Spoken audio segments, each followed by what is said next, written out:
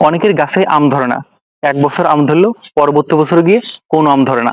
এই সমস্যার সমাধানের জন্য আমি আপনাদের সাথে 3টি মেকানিজম শেয়ার করব, যার মাধ্যমে আপনি আপনার সমস্যার সমাধান করতে পারবেন।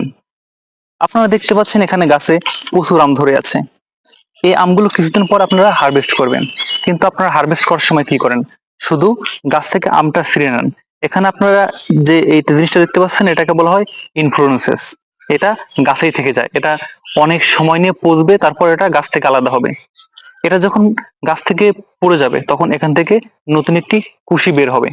এই কুশিটার বয়স যদি 7 মাস না হয়, আমি আবার বলছি, যদি 7 মাস না হয়, তাহলে এখান থেকে আপনি পরবর্তী বছর কোনো আম পাবেন না। তাই আমরা আম হারভেস্ট করার সময় যদি আমের সাথে সাথে এই ইনফ্লুয়েন্সটাও ভেঙে দেই, তাহলে এখান থেকে যে কুশিটা বের হবে, এটা খুব দ্রুত বৃদ্ধি পাবে এবং এর বয়স 7 মাসের বেশি হবে, এবং এখান থেকে আমরা পরবর্তী বছর অনেক আম পাবো। তাই আমাদের কি করতে হবে?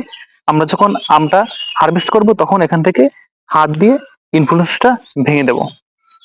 এটা আমার প্রথম মেকানিজম। এরপর আমরা আসি দ্বিতীয় মেকানিজমে। আমরা এখান থেকে যে ইনফ্লুয়েন্সটা ভেঙে দিলাম, এটা ভেঙে দেওয়ার পরে এখান থেকে 1 ফিট দূরে, অর্থাৎ 20 থেকে 30 সেন্টিমিটার দূর থেকে যদি আমরা ডালটা কেটে দেই, এখান থেকে আমার পরবর্তী বছর 4টা ডাল, অর্থাৎ 4টা ফ্লাশিং বের হবে। এই 4টা ফ্লাশিং এর ভিতর 3টা ফ্লাশিং এ অবশ্যই মুকুল আসবে, এবং এখান থেকে আপনি প্রচুর পরিমাণে আম পাবেন। এইটা সবচেয়ে ইফেক্টিভ মেথড, অর্থাৎ 2 নম্বর মেকানিজমটি সবচেয়ে ইফেক্টিভ। আপনারা যারা বাণিজ্যিকভাবে আম চাষ করবেন, তারা এটা অনুসরণ করতে পারেন। এবার আমরা আসি 3 নম্বর মেকানিজমে। আমরা গাছের মরা ডালপালা সব পরিষ্কার করার পর এখানে আমরা 3টা কেমিক্যাল ইউজ করব। একটি কীটনাশক, একটি ছত্রাকনাশক এবং একটি মাকড়নাশক। এই 3টি কেমিক্যাল পানির সাথে ভালো করে মিশিয়ে পুরো গাছটায় ভিজিয়ে দেব।